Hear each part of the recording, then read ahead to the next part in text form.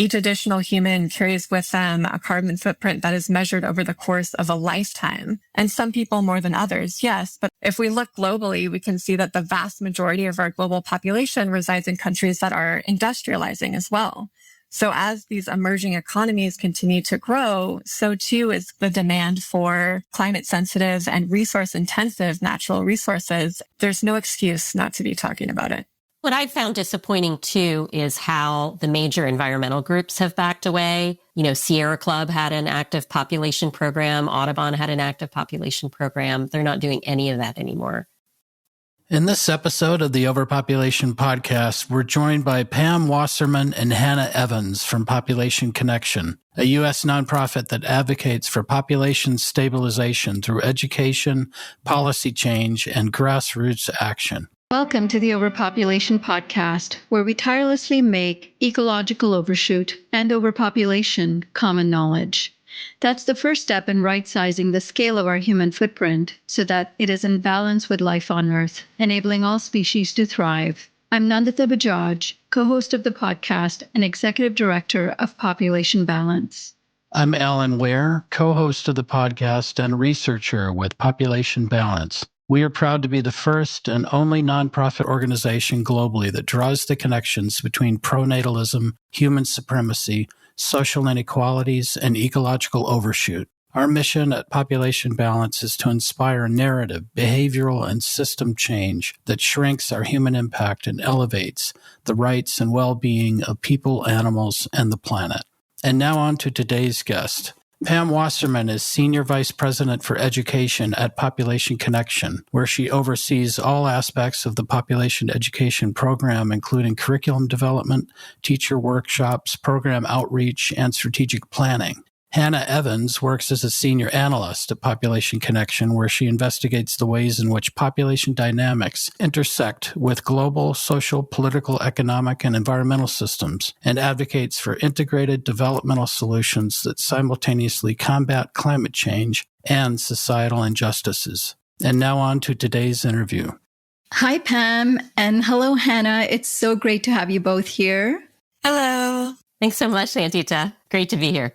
And we are so excited to learn more about Population Connection's unique offerings and your personal experiences as sustainable population advocates. Now, Population Connection, is it the oldest population organization?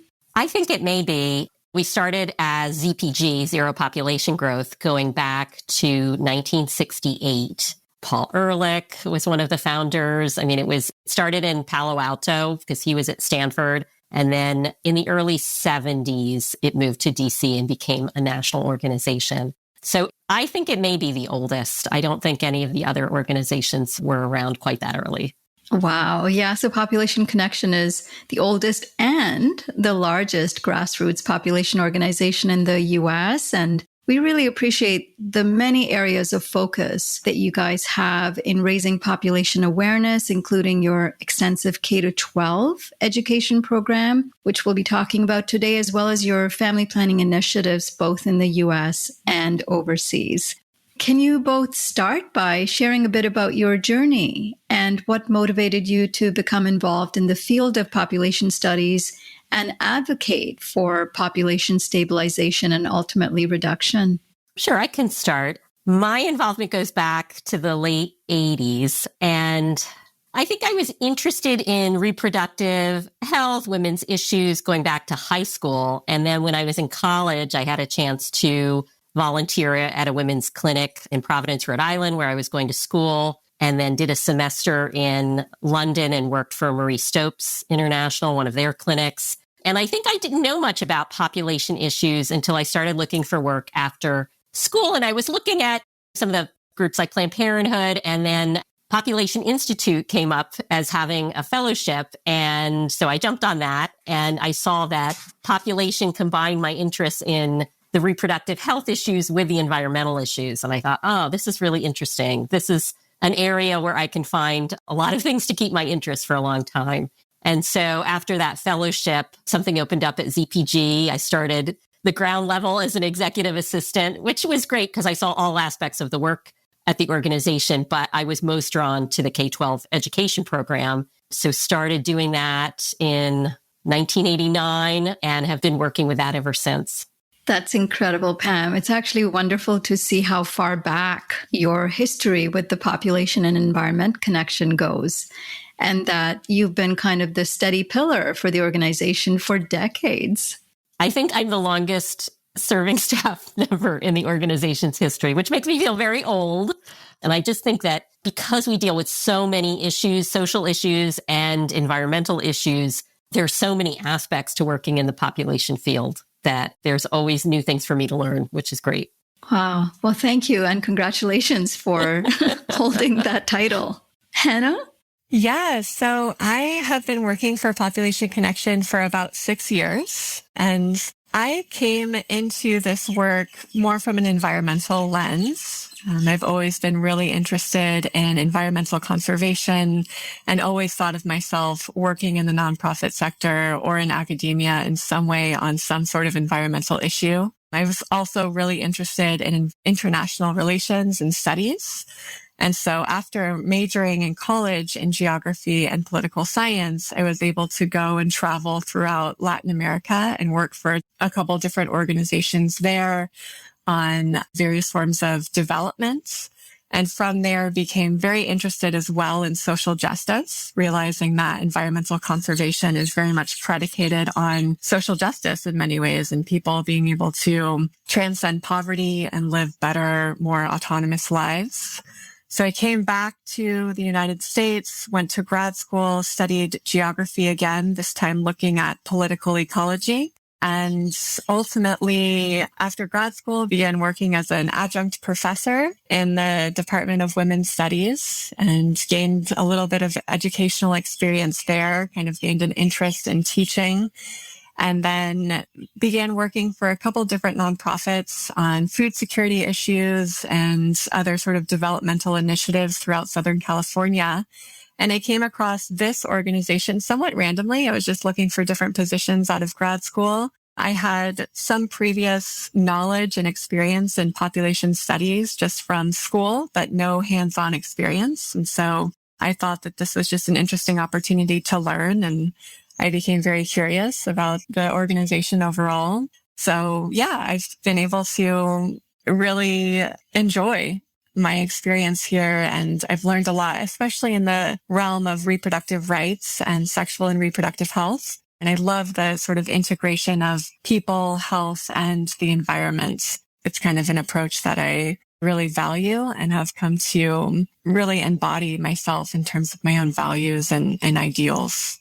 That's really great. And it's wonderful to have someone within the field coming with a background in geography and ecology, because you may have found that people who are maybe only coming to this issue from a gender studies perspective without the connection to the ecological justice aspect sometimes aren't able to see the same connections. But it's easier coming from an ecological preservation perspective and seeing the feminist connections because they are so deeply intertwined. Yes, definitely. I agree.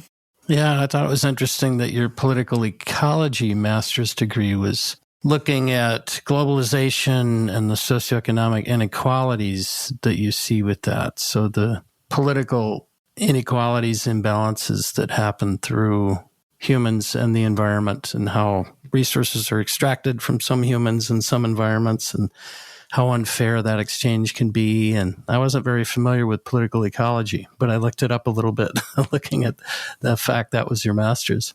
So that must give you an interesting background.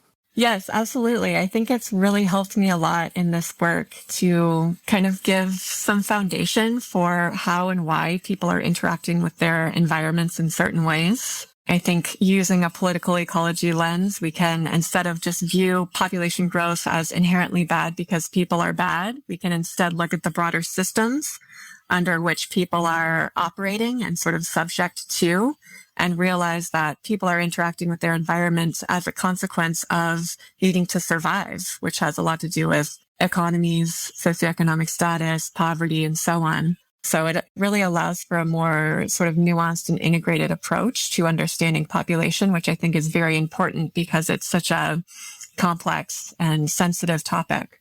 Yeah, and you've written that when you initially began working with Population Connection, you thought that only talking about global reproductive rights and advocacy should be sufficient, that there should be no real need to get into the potentially divisive, uncomfortable discussions about population directly. But then you describe how you began to see addressing population directly as being absolutely essential.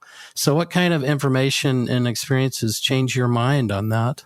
Well, majoring in geography, I had already some previous knowledge and schooling around population and environment studies, as well as demography. And in those classes, we would have discussions about like the history of the population movement and the ethics surrounding population stabilization, and if that's even something that we should be approaching or moving towards. And one thing we really discussed at length as well was the alarmism of the early population movement in the 1960s and 70s and the sort of negative impact that it ultimately had in terms of policy and language and how we talk about the issue and how we look at population growth now. And so whenever I started working for Population Connection, again, I was just kind of curious. I wouldn't say I thought one way or another, but I was really interested, I think, to learn more. And of course, as I started working here, I became more familiar with the kind of pro and counter arguments that are either for or against talking about population growth. And ultimately, like, to be honest, some of the arguments in favor of talking exclusively about reproductive rights really resonated with me. Like, for one, I know that it's a very sensitive subject, especially being a white, middle-class American woman who has had access to education and other resources. I also believe that reproductive rights and family planning should be universally achieved, and they're worthy of being achieved simply because they are human rights, right? We don't need to bring in the environment or any other sort of aspects of this conversation.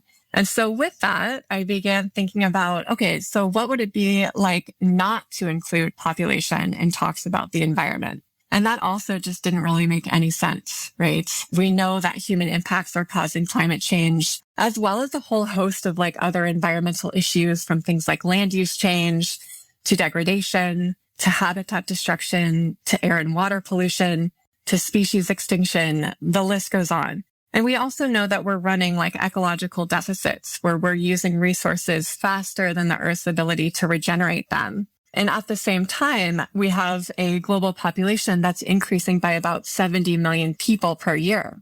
And I think also it's very important always to name the massive impact that corporations have had and continue to have in producing waste and in producing carbon emissions, and really being ultimately like the underlying driver of the climate crisis. But also humans are impacting the planet. Each additional human carries with them a carbon footprint that is measured over the course of a lifetime. And some people more than others, yes, but ultimately, why aren't we talking about this as well? If we look globally, we can see that the vast majority of our global population resides in countries that are industrializing as well. So as these emerging economies continue to grow, so too is the demand for climate sensitive and resource intensive natural resources and other commodities like food, like animal products, right? It's interesting to me that historically our global population started to soar during the Industrial Revolution, which is the same point in time that global CO2 emissions from fossil fuels and land use change began to rise, which is also the same time that global average temperatures began to rise. So when we look at it, our global population is growing out of control. And that's really the result of the imbalances in our systems that have created a whole host of social, economic, and environmental issues that have become increasingly imminent, I think, and hopefully now impossible to ignore. So to me, whenever we talk about population, we're also necessarily talking about the broader systems in place that produce inequality and also destroy the environment.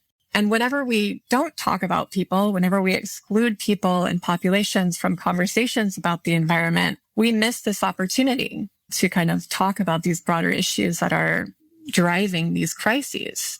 Because if we don't include people, then we treat issues as though they are separate from one another, when in fact they are highly interconnected. So it's really about approaching population from this perspective. And the question ultimately becomes, how can we talk about population in ways that promote human rights and social justice? And what does that look like? I was just going to jump in and say I was around when we changed our name from ZPG to Population Connection. And everything that Hannah just described indicates why we made that change, because we didn't want people to just think about a number. We wanted them to think about how population is so interconnected with all of these environmental and social issues that we deal with. So it was just more descriptive of all the work that we do. Right. Yeah. And what we're seeing increasingly with a kind of depopulation panic with all of the more growth obsessed politicians, economists, a lot of mainstream media, but that global cultural goal of growth is so powerful that it's also connected to that. And we're seeing a lot of pronatalist government policies and other policies that are trying to restrict in different ways people's rights to choose smaller families. And we're concerned that in the future decades, we could see more of that pronatalist push governed and backed by this growth imperative that seems to be almost globally, culturally, the imperative. And I was just thinking, just since 1968, when you were founded, we've doubled the world population, which is incredible, to double the population of a species like ours within not even a human lifetime. So it really is incredible. And of course, we've heard from people like Bill Reese, who came up with the ecological footprint analysis, talking about what an anomalous period that we're in. And sometimes people forget that population connection, how anomalous that population explosion has been, and that we've never tried to support a planet with this many people for any period of time. We've only been 8 billion for a few years, and we've doubled in the last 50. So I appreciate that you have that in your name, population connection, because it is connected to so many other elements of our predicament. So Pam, as we were talking earlier, you've been working in population fields since the late 80s. So you have no doubt seen significant changes in public perceptions and awareness of overpopulation over the years. What would be some of those you would highlight? Yeah, I would say there's some positives and negatives in the changes over the years, and also the political climate. So when I started working in the field in 87, Reagan was president, the global gag rule was in place, and we've seen that ping pong back over the years, depending on the administration. I would say one of the positives I've seen over the years is just people more comfortable talking about reproductive health and rights and family planning and family size. So that's great. But I would guess that many of your listeners are familiar with the ICPD in Cairo in 94, the International Conference on Population and Development, where there was a very strong statement put out about women's empowerment and autonomy and reproductive health and rights. But the idea of population issues was de-emphasized, and the UN has continued to de-emphasize that over the last few decades. So that's difficult as an organization that's trying to continually increase funding for international family planning and fill these gaps where there are unmet need. So that's been a little frustrating to see in all the years I've worked on this that we're still fighting some of those same fights. I would also say that the discourse around population kind of changes along the political spectrum. There was a time when I first came on board, we had a number of board members who were Republicans, and there were a number of Republicans in Congress who were very supportive of the work we were doing, of international family planning funding. That's not the case anymore. It's very binary. So trying to bring people together across the political spectrum has become much more difficult. I would say at the same time, what's happened in more recent years on the left is like it becomes taboo to talk about population, because even just the conversation of it, and you can get called racist or neocolonialist or whatever it is, it becomes harder to get people to see that we're trying to make the case that we as a global community, we're all in this together. And this is something that when we think about our ecosystems, this is affecting everybody, and we're not assigning blame, but there's that perception that's out there that can shut down the conversation, which is unfortunate. So I've seen some things get easier to talk about over time with different audiences. Some things get more difficult to talk about. In the work that I do in K-12 education, we really try to align our materials with what teachers are supposed to be teaching anyway, based on their content standards for their states. And this varies a lot from state to state. But there's a lot of environmental content where it's easy to show connections, whether it's in the life sciences and geography. So that becomes a little bit easier over time when it's built into the curriculum. And I think environmental issues, especially climate change in recent years, has become not just acceptable, but mandatory in a number of states. At the same time, I had one of our teacher trainers just this week, we were working on a proposal for a presentation she's going to do at a conference, and she wanted to do some climate change activities. This is in Florida. And she said, oh, but you can't use the term climate change. You can use climate science or just climate. Or so we're such a patchwork in this country as far as how the conversation goes. I guess I would say that. What I've found disappointing too is how the major environmental groups have backed away. Until maybe 10 years ago, Sierra Club had an active population program. Audubon had an active population program. They're not doing any of that anymore. So I think when you talk to people privately who work in those groups, they will definitely acknowledge that population is a factor in the work that they do, but they're just not comfortable engaging with it right now. The mainstream media has not been very helpful with this of late, because I can't tell you just the number of articles from the mainstream media on the population bust, and even saying that the population is declining, which it is not.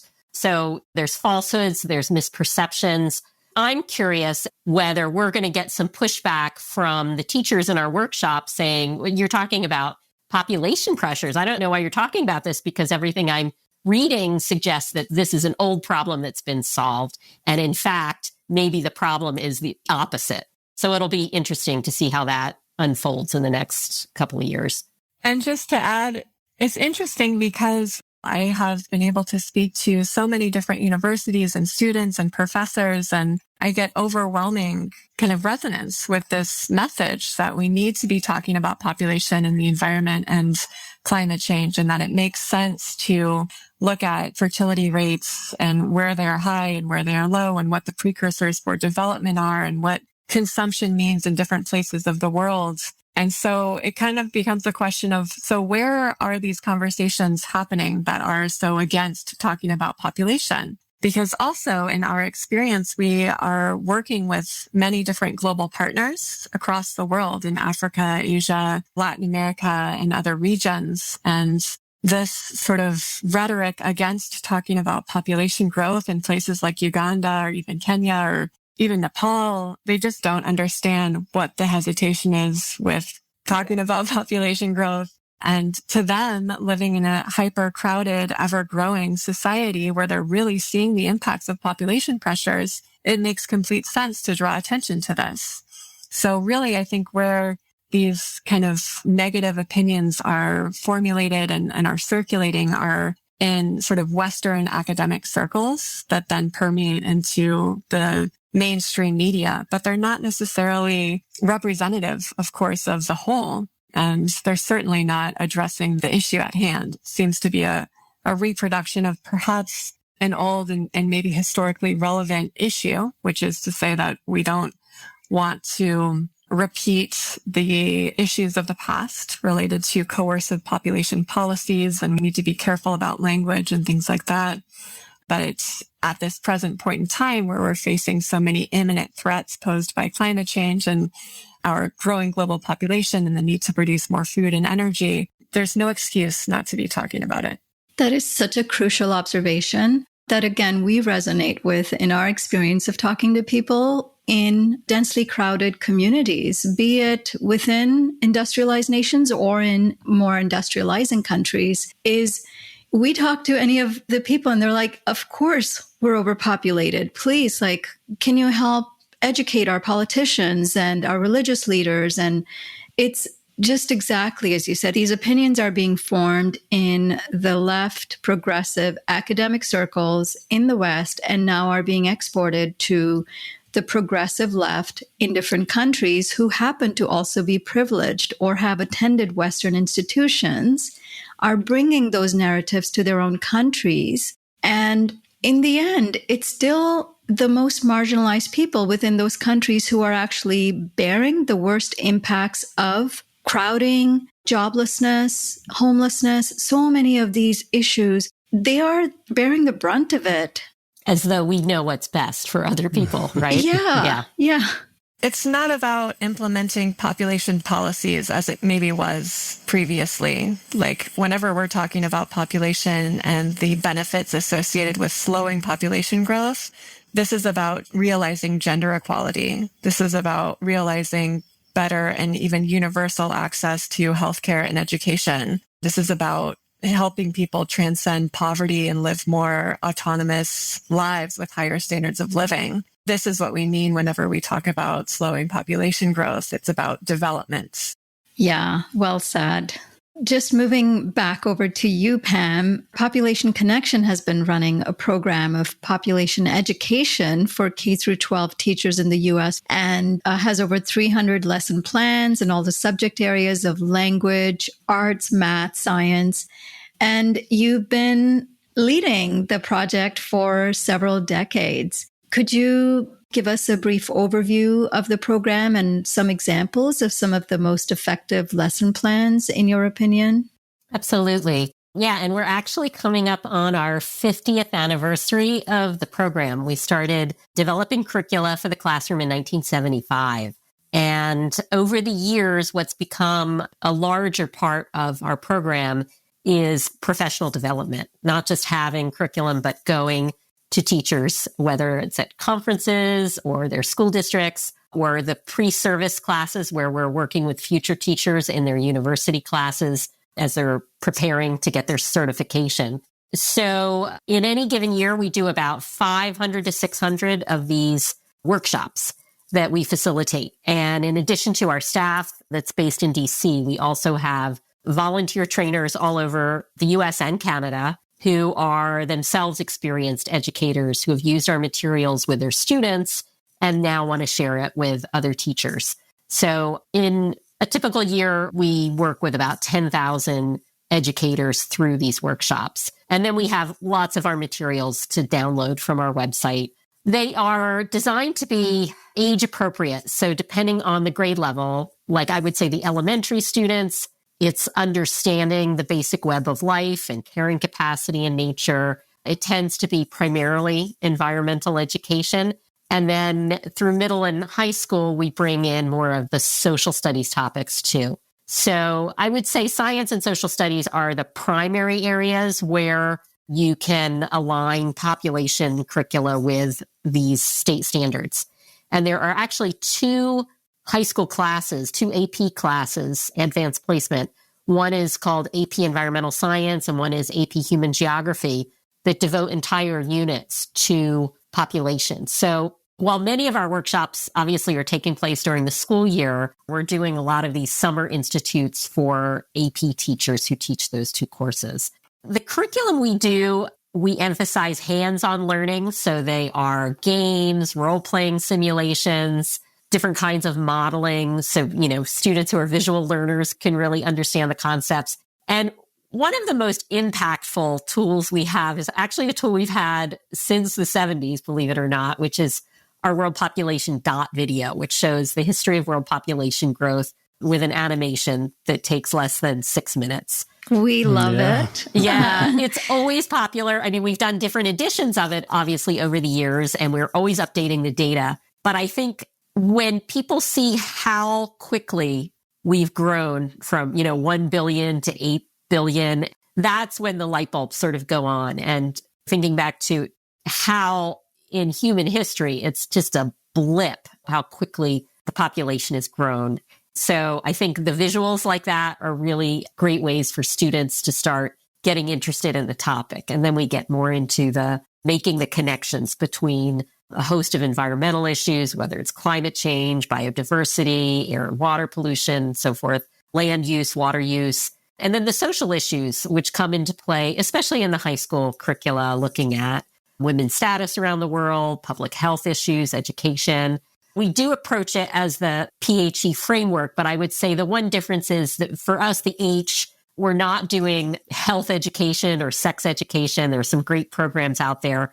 But the health aspect is understanding how the connections play out and understanding how environmental conditions affect human health, the role that reproductive health plays in ecology and just equity issues. So we cover a lot of different territory, and it depends on what the age of the student is and what subject area we're addressing.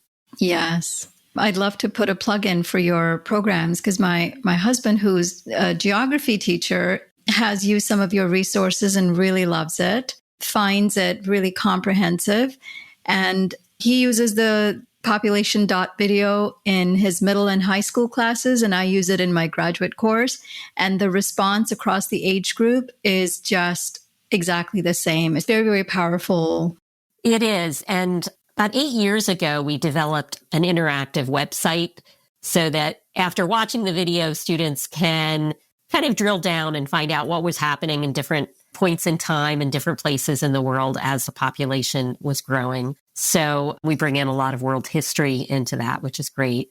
The other thing I wanted to mention too, and you might want to put a link in on this, is our International Student Video Contest, which we started. It was just going to be a one-time event when world population was turning to 7 billion back in 2010.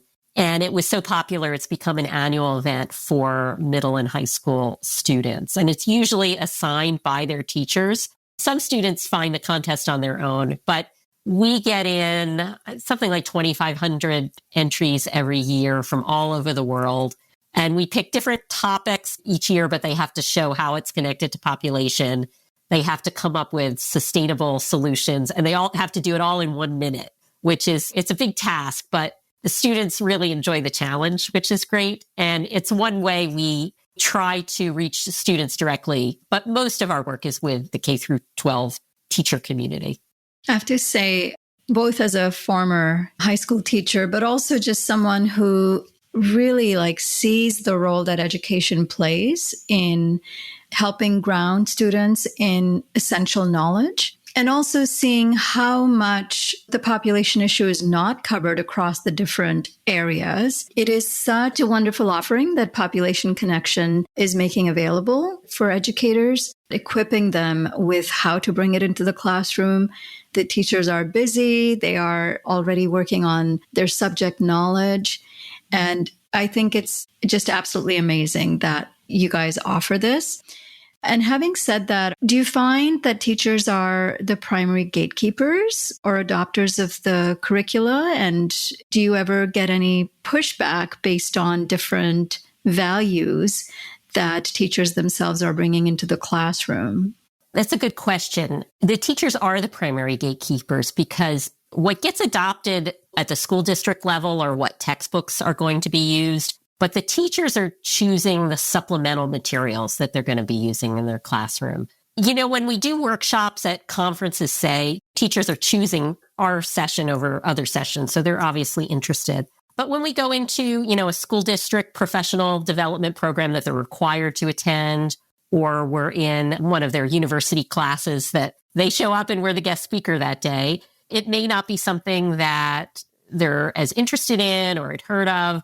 I wouldn't say we get a lot of pushback. We do get questions, and I think that sometimes teachers are wondering how best to use our lessons in their very diverse classrooms, students coming from different backgrounds. And so we do address that. But I think we'd be asking for trouble if we were trying to get our materials adopted school district wide, because that's when it becomes political. But I think when teachers are looking for good materials to meet the standards that they need to teach and that are going to be motivational. It's not just students reading something and regurgitating on a worksheet. It's doing something motivational that they'll remember. Maybe they'll go home and talk to their parents about what they did in class that day. We've had a lot of success. And even in areas where you think we might not. Texas is an interesting example. In the Texas curriculum in 9th grade, all the students take world geography. And geography is an area that, has fallen by the wayside in a lot of school districts, but it's an important part of the Texas curricula. And population is a big part of that. So we do a lot in Texas. Florida, which I mentioned, where they can't say climate change in the classroom, that AP Human Geography course is very popular there, and it's expanded over the years. So we try to find our inroads where we can, and sometimes it's surprising to see where we're the most popular.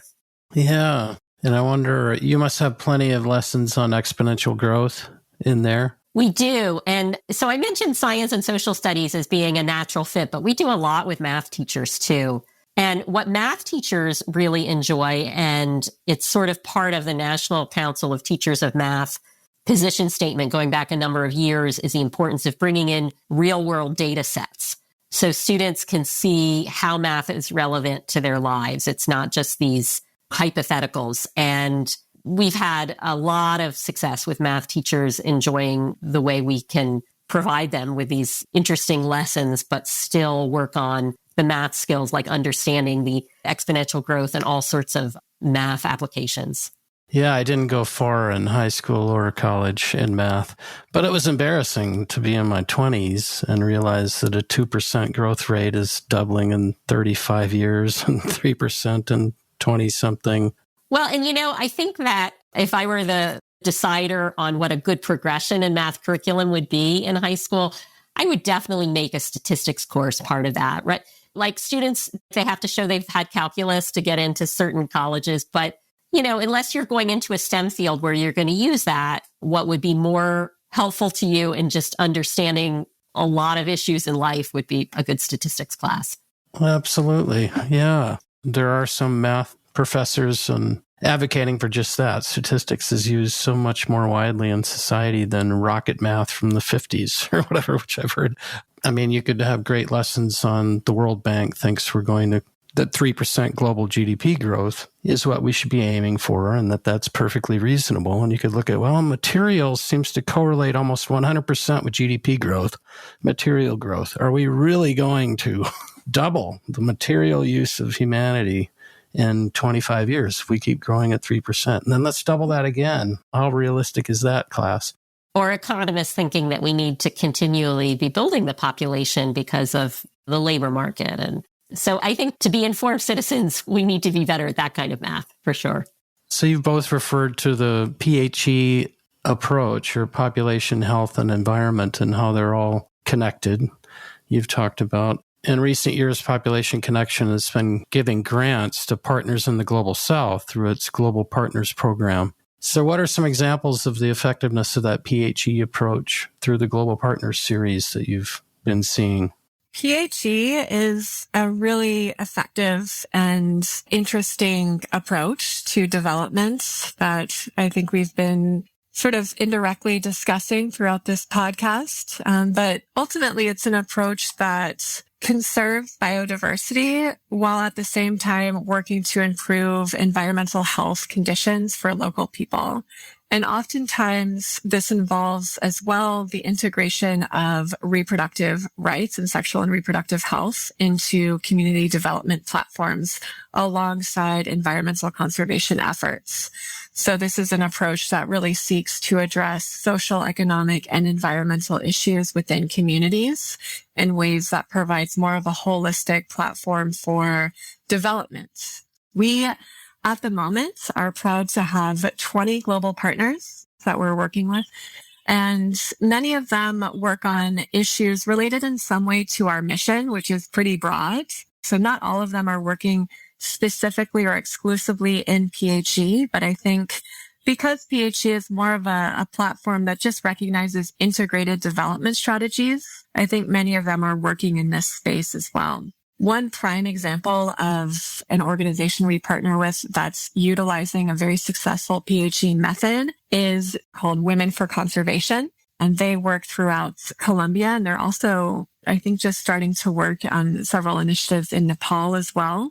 But they work in the PHE space to help protect unique biodiversity in rural areas of Colombia. And they do so through empowering women, through family planning services, through conservation education, and through sustainable livelihoods training. So women are not only given access to family planning and reproductive health within communities, but they're also oftentimes being trained as leaders within their communities and kind of stewards of the land and protectors of natural resources in ways that allow them to simultaneously work to protect the environment, but also transcend some of the cultural norms that would otherwise kind of prevent them from assuming any type of leadership role within their communities. So We work with another organization called RUDAC, which is Unity for Women's Empowerment in Nepal. And they've done a lot of really amazing work recently in the space, particularly of girls' empowerment and gender equality. They work also on programs that infuse environmental conservation, healthcare, and women's empowerment.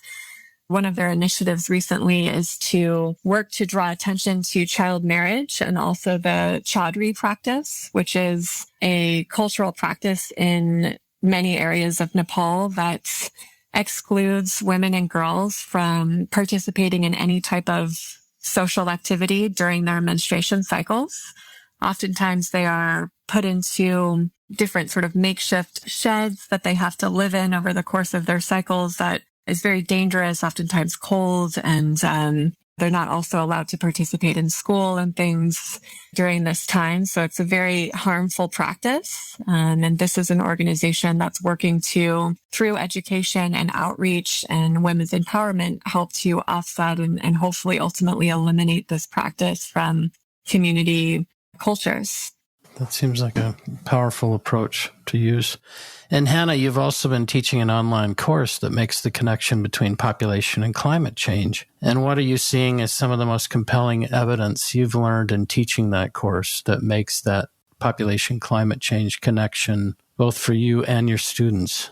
Well, I think that whenever we really look at all of the information available to us, it's undeniable that there's very many links, direct links between population and climate change. I think it's important just to kind of make sure that people understand that this is a very complex and multifaceted issue. But there are many different clear facts and statistics that link population and climate change. We know that for most of human history, as we've been talking about, people really had little effect on the environment. And that really changed with the dawn of the Industrial Revolution, where around 1750, growing and industrializing populations really ramped up the burning of fossil fuels. We transformed the way that we produce food and energy to be completely reliant on fossil fuels. And that ended up emitting a lot of greenhouse gases, including carbon dioxide, into the atmosphere. And over the years since then, we've really kind of institutionalized this reliance on fossil fuels, coal, oil, and then natural gas. And we've done so while also like clearing forests and destroying natural ecosystems. So over the past 270 years, humans have released enough greenhouse gases into the atmosphere to raise the average global temperature by about 1 degree Celsius. This is just a fact of life that we know, right? And most of this warming has come from the mid 1900s, during which time our global population has also doubled. We also know that since 2023, the global population has surpassed 8 billion people, and also that we're running many ecological deficits where we are using resources faster than the Earth's ability to regenerate them. We know as well that we're going to add 1 billion people to the planet probably by 2040 and an additional 1 billion people more by 2060. So it's undeniable that demographic trends are really influencing and interacting with climate change in those ways. And I think another important aspect of this conversation is that of climate vulnerability, which is to recognize that the populations that are growing the fastest are growing very quickly and have high total fertility rates, or the amount of children a woman has throughout her lifetime, because of lack of access to resources, because of really low levels of gender equality, and because of an overall lack of access to particular resources like healthcare and education. So this means that the populations that are growing the fastest are also the most vulnerable to climate change, in part because of geography and in part because of this sort of institutionalized poverty that's sort of disallowing broader access to resources. So there's that connection as well from more of a justice lens. We've definitely emphasized that population decline in a time of climate disruption could be a very good thing, to have that many fewer people in the way, vulnerable to all kinds of climate catastrophes. When 40% of humanity lives within 60 miles of a coast, the sea level rise, the climate refugees, all of that, it would seem to us, would be so much easier with a smaller human population. instead of growing it at 80 million a year still. And I think we're really at the precipice here of a big transition into something new and unforeseen. This is unprecedented. A lot of what we're seeing with the aging populations, with the changing demographic structures, and it's going to introduce a lot of different changes to our society, as it should. I mean, we cannot continue doing things the way that we've been doing them. We know that all of that is entirely unsustainable and unjust. But I think that there's this real fear. People are really holding on to what they think is maybe safe or comfortable or what they know. But ultimately, the only answer is to just move forward and to just release the resistance and move forward consciously. Yeah, we couldn't agree more.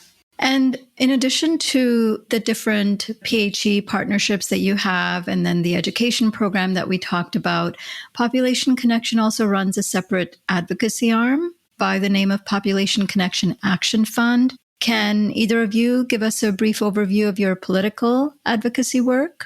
Sure. So we've been a 501c3 since the organization was founded.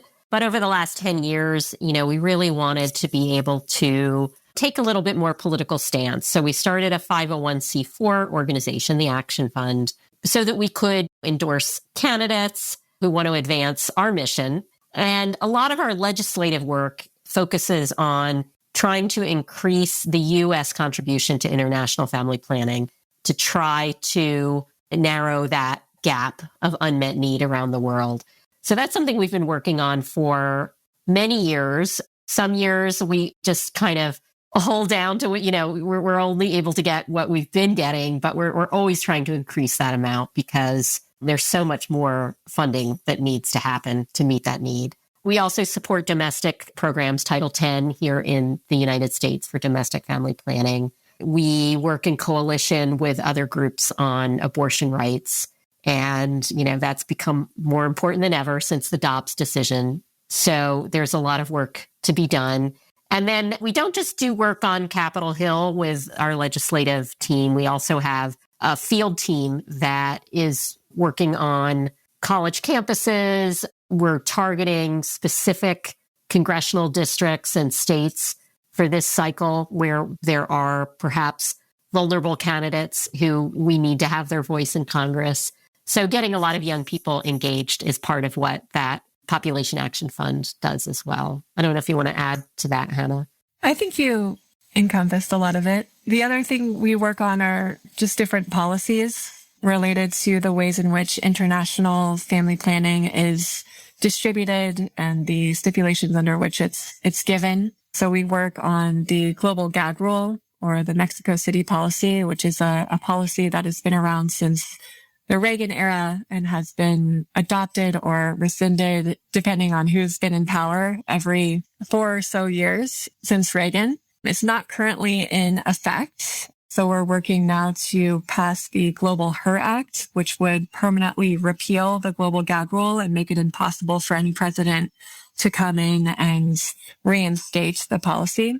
And just to be clear, the policy really dictates and limits the way that U.S. aid is distributed to organizations that receive family planning funding. It has a lot of very harmful limitations in terms of the way that language is used and, again, under what stipulations organizations and countries can receive aid. So, yeah, we work to rescind that policy and to implement policies that work to enshrine or further institutionalize reproductive rights. Yeah, it really speaks to this power imbalance game that the United States continues to have power over what happens in other countries, how it gets to dictate what values get pushed through or held back. And it's great to see you guys are challenging some of those as much as you're able to. And on the point of unmet need for family planning services, there's so much misconception about what unmet need actually means, because people just think if you just make contraceptives available for free, that's what unmet need is. And we've had great conversations with different folks, including Bill Ryerson from Population Media Center, to really help people understand that some of the things you spoke about today, it's the really harmful patriarchal norms, the social norms that are more than physical barriers to contraceptives. They're psychological barriers that people have. The fear of reprimand, violence for using contraceptives, lack of availability of abortion services, myths around what happens if you use contraceptives. And so really, like, a lot of the family planning funding that you're pointing to goes toward confronting those harmful norms so that people do have more personal and reproductive autonomy. And having a political arm makes for a powerful change-making agent. So population balance and population connection, we're both striving to shift the mainstream narrative around the role population plays in exacerbating both social and ecological injustice. And it can be a tough row to hoe, as we all know. What keeps you both inspired in your efforts to keep doing this work? Well, sort of related to what Nandi just said about her husband, when I hear from teachers who are appreciative for our materials, I'm heartened when I see the thoughtfulness and ingenuity coming in from young people who submit these great videos to our contest. I know that I'm not alone out there, that there are people that care about this issue and want to advance population literacy. And Hannah and I are really so grateful to work with such a great group of colleagues too, and just knowing that we're supported in our work. Sometimes I think like, oh my gosh, since I've been working on this issue, population has grown 5 billion to 8 billion. But also seeing the success, seeing the falling birth rates, that's a success story. I mean, despite what the media will tell you, I mean, it means that more women have autonomy to make these decisions. They're able to get more years of education, and that's better for everybody. So seeing the success that we've already had. But what we have to do then is convince people that you can't take your foot off the gas pedal. We have to keep funding these programs and keep seeing the success. And, you know, hopefully as the UN keeps revising their idea of when we're going to peak or stabilize, we can still affect that. It's not a given. That's why they come out with new projections every 2 years. So just showing people that there's been a lot of good work done, and we just want to continue on that trajectory. Yes, I agree with that. I feel very lucky and fortunate to get to work with such a great group of colleagues, and for an organization that is really invested in change and open to new possibilities and opportunities to harness the power of declining populations and our mission more broadly in international development. I love also to get to work with people like you, Nandita, who are also working in this space, and you too, Alan, doing such important work in the way of pronatalism and population, and really adding a lot to the discussions that we are working on as well. And what keeps me really hopeful is getting to work with so many different students across the country. I'm always so impressed to get to hear their perspectives and learn about what they think and how they're approaching the world. You know, they came into a world at a time where things are really uncertain and increasingly imminent, and there are so many different intersecting threats, and yet they maintain a very, in my opinion and my experience, a very well-versed, thoughtful, and hopeful view of the future. And I'm just happy to be able to get to work with them on kind of envisioning that and really seeing into what that may look like. Yeah, those are really great responses and something we definitely resonate with. You know, we've done separate collaborative workshops together, but it was so nice to be able to hear the details of the work you all have been doing for over 5 decades and how much impact you've had and how much broader you've become over these years. And we hope that this podcast will also encourage a lot of our educators and teachers to go and check out your materials and, you know, be inspired to reach out to you for your different workshops that you offer. We're really grateful for your partnership in this work and also for your time today to share your amazing work. Thank you so much. Thank you. Well, I really enjoyed it. Thank you for putting it together. Thank you so much. That's all for this edition of the Overpopulation Podcast. Visit populationbalance.org to learn more. To share feedback or guest recommendations, write to us using the contact form on our site or by emailing us at podcast@populationbalance.org. And if you enjoyed this podcast, please rate us on your favorite podcast platform and share it widely. We couldn't do this work without the support of listeners like you, and we hope you'll consider a one-time or a recurring donation. Until next time, I'm Nandita Bajaj, thanking you for your interest in our work and for your efforts in helping us all shrink toward abundance.